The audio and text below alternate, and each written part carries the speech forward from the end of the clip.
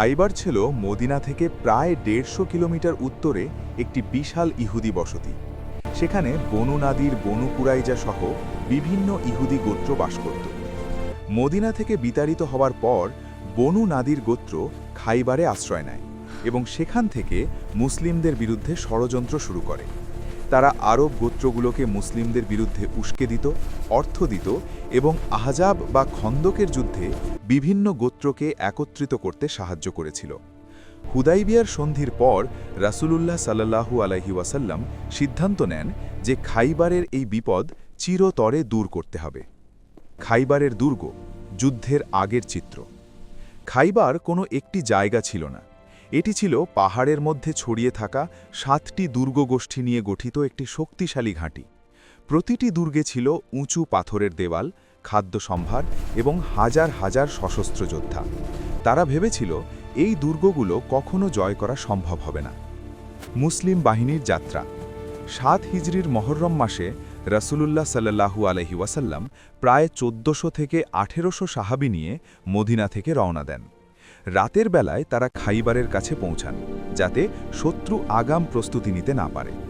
ভোরবেলা যখন খাইবারের মানুষ কাজে বের হচ্ছিল, তখন তারা হঠাৎ দেখতে পেল বিশাল মুসলিম বাহিনী। রাসূলুল্লাহ সাল্লাল্লাহু আলাইহি ওয়াসাল্লাম বললেন, খাইবার ধ্বংস হোক। আমরা যখন কোনো জাতির আঙিনায় নামি, তখন সতর্ককৃতদের সকাল হয় অত্যন্ত কঠিন। দুর্গ জয়ের ধারাবাহিক ঘটনা। প্রথম দিকের দুর্গ, নাইম ও সাব। প্রথম আক্রমণ শুরু হয় নাতাত এলাকার দুর্গগুলো দিয়ে। নাইম দুর্গে তীব্র লড়াই হয়। এই যুদ্ধে বিখ্যাত সাহাবী মাহমুদ ইবনে মাসলামা রাদিয়াল্লাহু শহীদ হন। একটি পাথর উপর থেকে ছুঁড়ে মারা হলে তিনি মারা যান। সাব দুর্গে ছিল প্রচুর খাদ্যসম্ভার ও অস্ত্র। মুসলিমরা এটি জয় করলে তাদের রসদের সংকট দূর হয়। কামুস দুর্গ, সবচেয়ে কঠিন লড়াই। কামুস ছিল খাইবারের সবচেয়ে শক্তিশালী দুর্গ। এটি ছিল বনু নাদির গোত্রের নেতা হুয়াই ইবনে আখতাবের পরিবারের দুর্গ। এই দুর্গের প্রধান রক্ষক ছিল কিংবদন্তি যোদ্ধা মারহাব। হজরত আলী রাদিয়াল্লাহু এবং মারহাবের দ্বন্দ্বযুদ্ধ সবচেয়ে নাটকীয় ঘটনা। রাসূলুল্লাহ সাল্লাল্লাহু আলাইহি ওয়াসাল্লাম প্রথমে হজরত আবু বকর রাদিয়াল্লাহুকে পতাকা দিয়ে পাঠান, কিন্তু সেদিন দুর্গ জয় হয়নি। পরের দিন হজরত উমর রাদিয়াল্লাহুকে পাঠানো হয়, কিন্তু সেদিনও হয়নি। তখন রাসূলুল্লাহ সাল্লাল্লাহু আলাইহি ওয়াসাল্লাম বললেন বিখ্যাত সেই কথা, আগামীকাল আমি পতাকা এমন একজনের হাতে দেব যাকে আল্লাহ এবং তার রাসূল ভালোবাসেন, এবং আল্লাহ তার হাতে বিজয় দেবেন। সেই রাতে সব সাহাবী উত্তেজনায় ঘুমাতে পারলেন না। সবাই আশা করছিলেন সে সৌভাগ্য তারই হবে। ভোরবেলা রাসূলুল্লাহ সাল্লাল্লাহু আলাইহি ওয়াসাল্লাম হজরত আলী রাদিয়াল্লাহুকে ডাকলেন। তখন আলী রাদিয়াল্লাহু চোখের অসুখে ভুগছেন। রাসূলুল্লাহ সাল্লাল্লাহু আলাইহি ওয়াসাল্লাম তার চোখে থুথু লাগিয়ে দোয়া করলেন, সাথে সাথে চোখ ভালো হয়ে গেল। মারহাব ছিল বিশাল দেহী, অত্যন্ত শক্তিশালী যোদ্ধা। সে যুদ্ধক্ষেত্রে নেমে নিজের বীরত্বের কথা ঘোষণা করল। খাইবার জানে আমি মারহাব, অস্ত্রধারী এবং অভিজ্ঞ বীর। হজরত আলী রাদিয়াল্লাহু জবাব দিলেন, আমি সেই যাকে তার মা নাম দিয়েছেন হায়দার, অর্থাৎ সিংহ। এরপর ভয়ঙ্কর দ্বন্দ্বযুদ্ধ। হজরত আলী রাদিয়াল্লাহু একটিমাত্র আঘাতে মারহাবের মাথার শিরস্থান এবং মাথা দুটো একসাথে কেটে ফেলেন।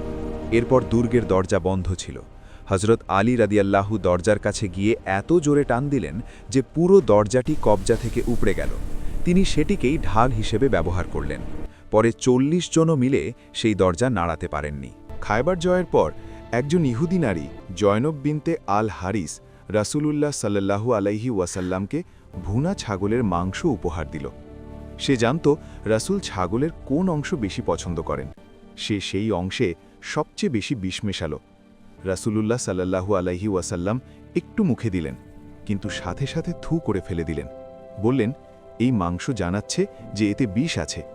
তার পাশে বসা সাহাবী বিশার ইবনে বারারা ইতিমধ্যেই বেশি খেয়ে ফেলেছিলেন। তিনি শহীদ হয়ে গেলেন।